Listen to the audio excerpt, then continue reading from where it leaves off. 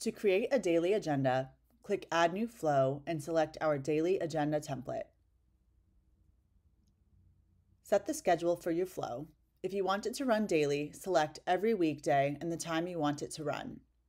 You'll be prompted every weekday to post in your daily agenda at whichever time you selected. We provide you some recommended questions for your daily agenda to track your progress, but you can edit, add, or remove any of the blocks in our template to fit your needs. Once you are happy with your schedule and the content of your daily agenda, click Create Flow. By default, you are the only participant and viewer of the daily agenda, but if you want to expand this to anyone on your team or in your assembly, you can add as many people as you'd like.